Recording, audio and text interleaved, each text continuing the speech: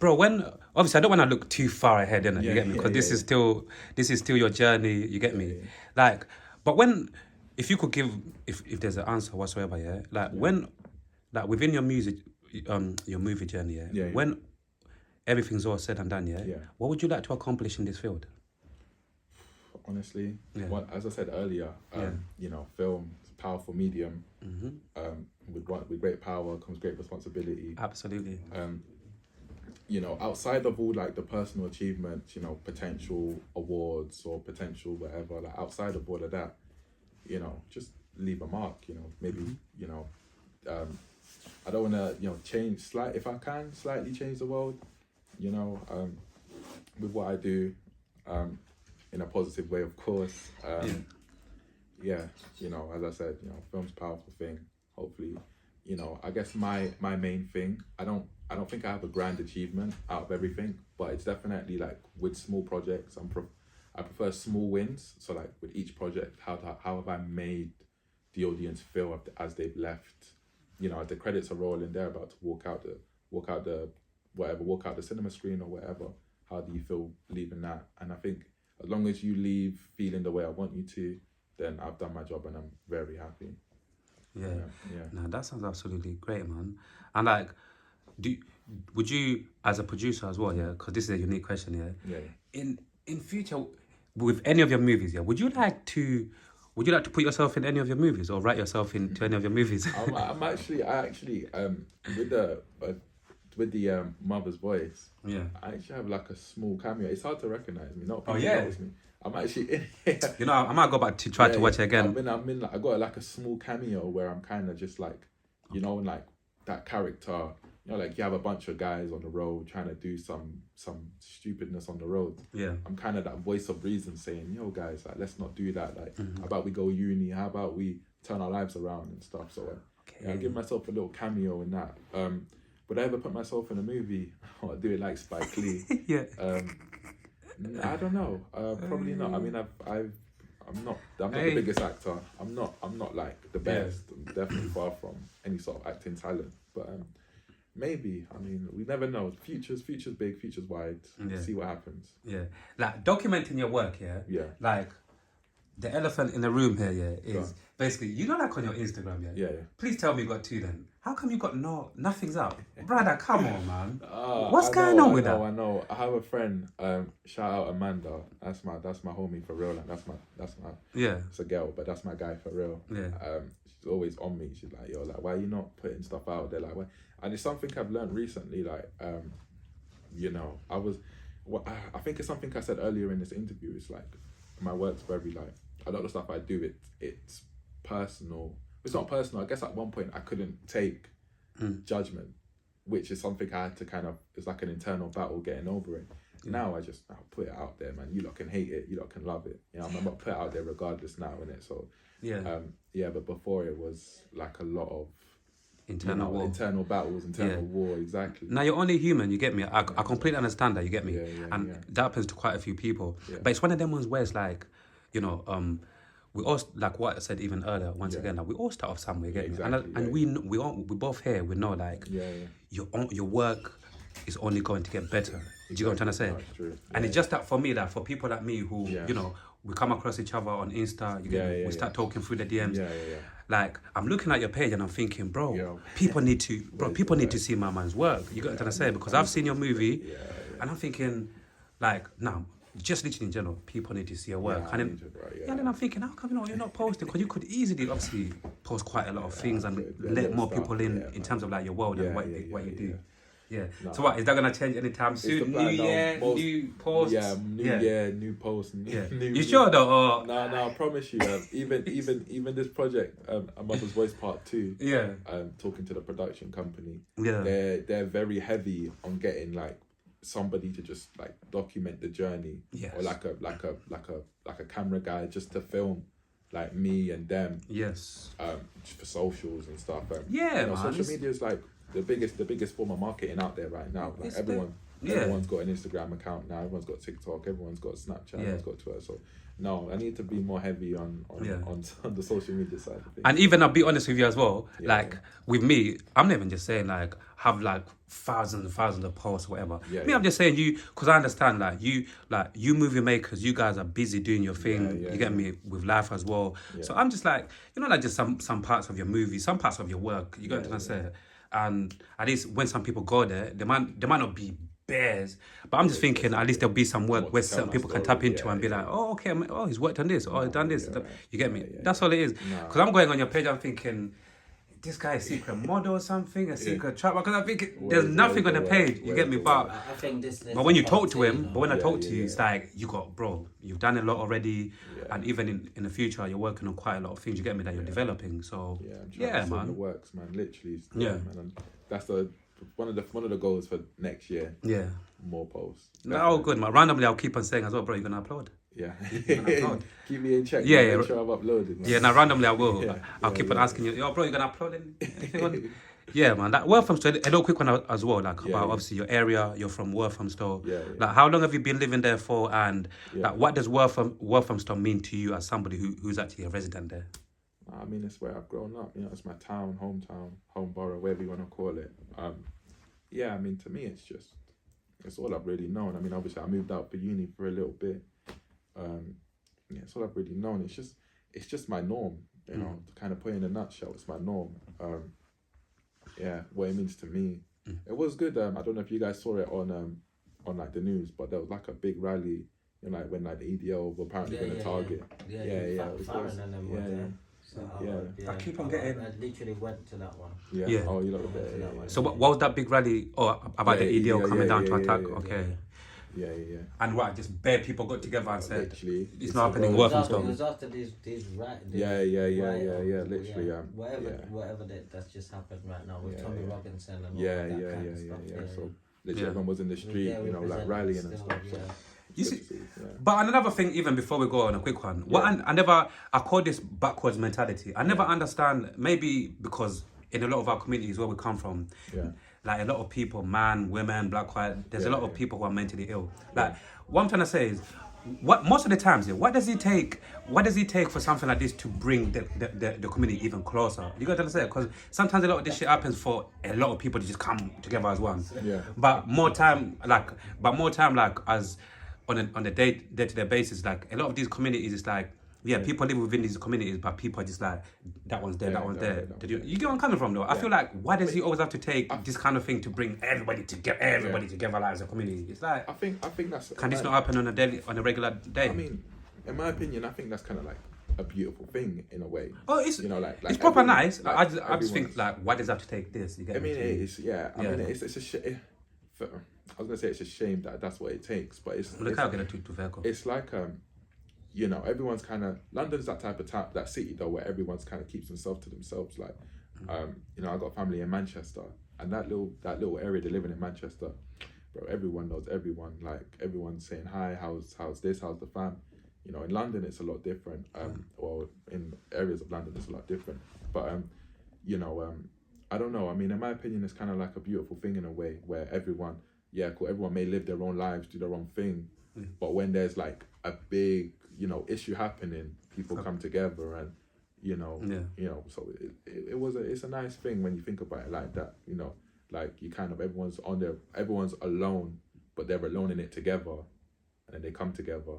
So, it's sweet, Like the last thing I want to touch on before I go is one of the things we're talking about in the DMs, about obviously, you know, like comedians making that transition. So it's like for you, because I'm not gonna lie, you made some very interesting points through that, innit? And obviously that I was talking about Chris Tucker, innit? And I was saying to him basically, like, for me, I feel like Chris Tucker could have done more in terms of like giving us more movies to a certain degree to try different things, because I think he was a good, you know, obviously he was a good comedian, but a good actor too. And even what I said earlier about Kevin Hart, I feel like for me, I've seen a few movies that Kevin Hart has done now, like serious ones, innit? I feel like, I'll be honest with you, I prefer him now. I prefer when he does these proper serious movies, and you can actually see like a different side of him. I'm not gonna lie, for me, this is actually the Kevin Hart that I like, because I've never really thought that, even when it was when he first came out, whatever, when everybody was on him. I've never said Kevin Hart was the funniest to me. Again, comedy is opinionated, isn't it? It's opinions. Course, but I like, but even with, like I said, Chris Tucker, I feel like maybe he should have tried a little bit to, you know, more roles. Yeah, but again, like what you said, though, these things, sometimes the opportunities or it's different things, isn't it? It's a hard one. It's the industry, though, isn't it? Yeah, exactly that. Obviously, if you're known for doing, you know, one thing, you know, the industry's not going to invest in you to do something else. You know, a lot of films, like a lot of money goes into films, especially like at that level. I imagine a film that Chris Tucker would be in, or Kevin Hart would be in, that film has a lot of millions behind it. So you know, you probably don't want, you know, I guess an example for that is like Disney Channel. You know, you have like Disney Channel kids. You know, they've done whatever, they've done their time at Disney Channel. They're growing up. Gomez. They're getting old. They need to, you know, they're too old for Disney Channel. Yeah, they want to make that transition. They want to make the transition into, you know, more, you know, mainstream adult themed stuff. But it's kind of hard, you know, like some people don't buy it, innit? Like some people just, they see you as that Disney kid, the thing is, well, exactly, you could go to the industry, American industry, and the thing is, like what he just pointed out, is that if they know you like this, they're gonna portray you as this. Exactly. You know, look at what, obviously, Kevin Hart, every movie he's in, he has to be a comedic person. Regardless of what role he's playing, it may be a serious role, but he has to bring that comedic aspect out of it. He has to do all the movies. So once they switch him to a more serious person, it's like everyone will be like, this is not the Kevin Hart. Where's the punch? Like, when are you gonna say the joke? Yeah, like, we're waiting for a joke. Funny he said that, because even like subconsciously, by the way, but I'm just clocking this. Even when he's in these movies, the serious movies I'm talking about, the ones that I like.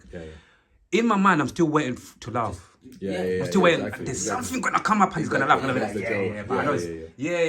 When it doesn't come, you're disappointed, right? Not disappointed, but I'm thinking, okay, okay, there's no joke. There's no joke. But it's like I'm expecting. I was expecting that joke. And then you're like, oh, I didn't really like that role for Kevin Hart because I didn't get the punchline I was waiting for.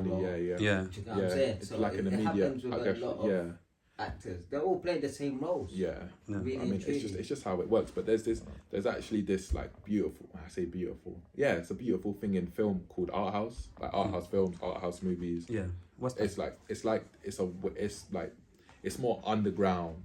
Picture it as like underground music. It's like just this whole film scene where people can try step out of their roles. You know, I guess it's more low budgeted stuff, but it's you know, an opportunity for you to step out of your role and try something, you know, try some stuff that you wouldn't really be able to do on, you know, like mainstream or like Hollywood big budget films. But even that, it's like these art house films' ability to get your reps up, for example, like just, you know, try new things, try as many new things, step outside your role. And so, you know, I guess it is a beautiful thing, you know, like thankful for art house films. Can I ask you a question for saying that? Because I think I've realised exactly what you're talking about now.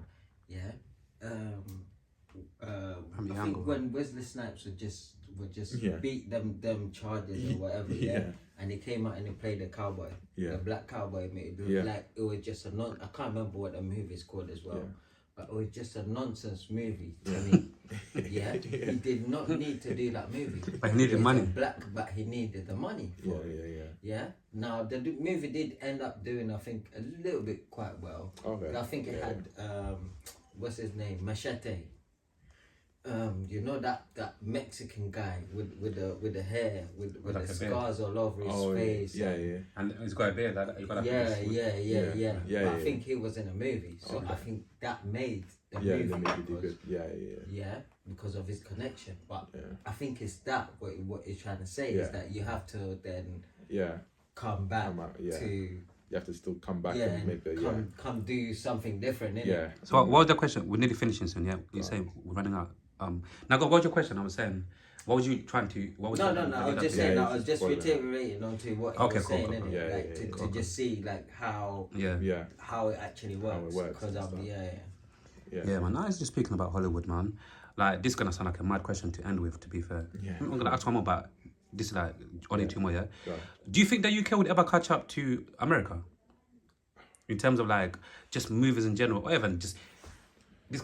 I think it's no, because obviously America's bigger, years ahead. But because obviously with music artists, that slowly we slowly getting there, and even people will say, if we're talking about music, right? We're closer to them more than ever, because now more important. You got what I'm trying to say? But movie-wise and just entertainment-wise, do you think? I know for a fact, obviously we've got a very long way in it, but do you think we could ever get? I mean, you know what I mean? I think Top Boy definitely, let us know from the UK that Americans can take in, they can consume our content.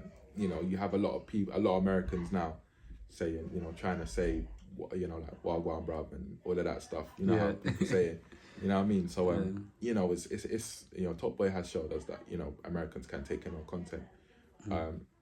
So I mean, when is it until like regular UK stuff's being taken in from other places around the world? I couldn't tell you. I don't know how soon it will be, but it's just again just putting out that content, hoping that it gets taken in by a global audience. I mean, I couldn't give you. I mean, years, a while. I mean, but the harder we work, the sooner it will be. So it's the easiest way to put it. Now I know that question was mad, innit? But it just sometimes I just look at it and I think, obviously, once again, it's like just bridging the gap in terms of like getting closer to them, because a lot of us as well, like obviously we know a lot of us. We grew up on American shit, innit? And it's like for years and years we still not idolize, but still look up to them like the brother, whatever, in different ways. No, of course, man. But I'd like to see movies and different aspects of the entertainment also getting closer to America, like I'm saying, because the music is doing it. The UK, the music's doing it. Yeah, you got to say Central C. Exactly. Skepta, all of these people crossing over, man. I mean, there have been like, I guess in the film scene, there have been like one or two people that have made an impact in America. Like Guy Ritchie, for example. Made a whole bunch of Guy Ritchie. Like his UK gangster films. Serious. Proper serious. So it's possible. It's just paving a way. And I guess Top Boy is probably more of the more recent for the young youth. Because I know Bugsy Malone was in his last one. Oh yeah, he made a film called The Gentleman. Well, he made a series called The Gentleman. Then there's also a film called The Gentleman. The Gentleman, the film. Bugsy Malone is in there. Jason Statham. Would you reckon? Big things, I keep on the word I can't even get out the word. Procrastinating. I keep on saying to myself, I'm gonna watch that movie, The Gentleman. So there was series as well. I didn't even know there was series. He made a series called The Gentleman. I think that came out this year. Oh shit! And then the film. Then there's a film called The Gentleman. The Gentleman. I've been meaning to watch the film. Good film. That's been out for a while. Yeah. That's a good film. That's a good film. Yeah. Cool, bro. Before we conclude, just one question, but it comes in two parts. Yeah. Go on, bro. Like, obviously, like I told the lovely lady earlier, we tell everybody here. Yeah. Like I think it's always good to check in with people when it comes to mental health. But also understand not everybody feel like either on camera or to open up to certain people in private. Like people do things however they want to do them, innit? But here I think it's important to just give people the opportunity to either be a bit more vulnerable, share the state you're going to say that about the mental health where they are in general, and just have a little conversation before we go. So the question is, how is the state of your mental health, and what do you do to make sure that you keep your mental health in a good place, in a good place, healthy place as possible? State of my mental health has been. I don't think I've ever been asked that. It's good to be asked that, if I'm honest. Absolutely, bro. I feel like I'm. My mind's in a good place in terms of how I feel as a person. Definitely. I feel good to be in my body. That's good. I mean, obviously at times, especially in like the field of work where you have to keep working until somebody recognizes you. You can have some down moments, self-doubt and, sleepless nights and maybe some tearful nights and whatnot. But it's real. I mean, if I'm being honest. But again, just pushing through, believing in yourself and just feeling good. I've one thing that I've learned about myself that I think really keeps me feeling good is definitely working out. Just working out. Like I try to work out regularly. It may sound like a small thing, but just knowing that you've accomplished like a heavy workout or like a run. Like sometimes I run. I run too, bro. So I can clearly relate. Like sometimes. Sorry to even cut you. Like like what you're saying. Like sometimes, bro. Sometimes I push myself on certain days where I can't be bothered. But bro, I go for this jog. When I come back, just before I step into the shower, I feel there's that. I can't describe the feeling, but I feel good, bro. You feel like you can do anything. I feel really good, man. So literally working out, or like even if it's like can't work out and like just trying to maybe take my mind off some things. Yeah. It sounds bad, but even social media sometimes, just like an escapism, just flicking through like TikTok reels or something, just a little laugh. It's like to kind of escape the world for a little, you know, few minutes, half hour, 20 minutes or something. Just small stuff that kind of as an escapism. If it's not relating to gym, maybe even a movie, my PlayStation definitely does that for me as well. So, you know, small stuff. You know, if I'm not keeping myself active, feeling good, then I'm definitely just trying to use like social media or entertainment as like as an escapism. Yeah. So yeah.